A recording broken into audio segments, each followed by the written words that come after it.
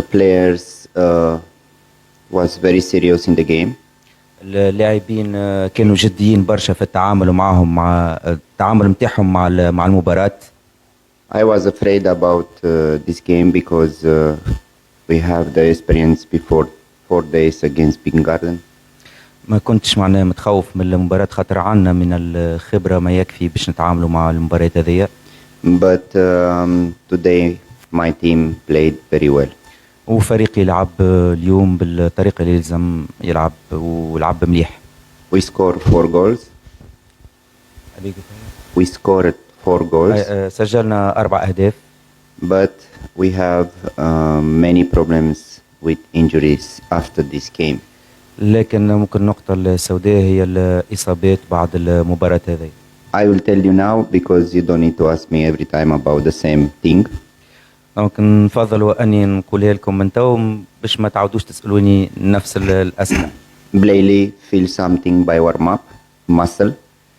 بلايلي أحس ببعض الأوجاع فخرج. But he wanted to play. ومن قبل المباراة يعني حس بالأوجاع لكن حب يلعب. And after the moment from the second goal when he passed the ball. لكن بعد الهدف الثاني بعد ما عطى الأسيست. He feel again and I have to change him. حس بنفس الأوجاع وكنت مجبر وأني نعمل التغيير.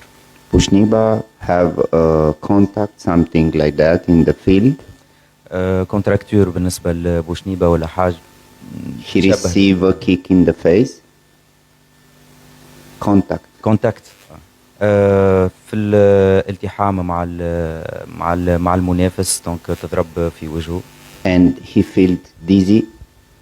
دونك ضرب في وجهه بالنسبة لبوشنيبة حس بدوار.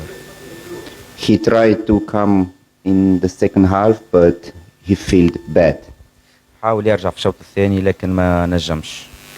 That's why we have to change very fast. ذاك كنا مجبرين وأنه نغيروه بسرعة.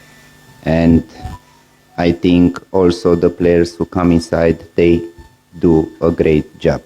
لكن حتى اللاعبين اللي يعني دخلوا من بعد قاموا بعمل كبير.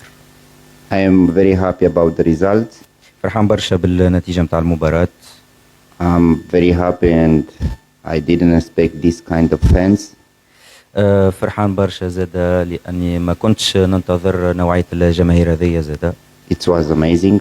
كانت حاجة ممتازة وجميلة جدا. They was behind our players all the game. كانوا خلف اللاعبين طيلة المباراة. And I have to say thank you for this support what we receive from the fans. ونحب نشكرهم برشا على الأجواء اللي عملوها في المباراة. Thank you.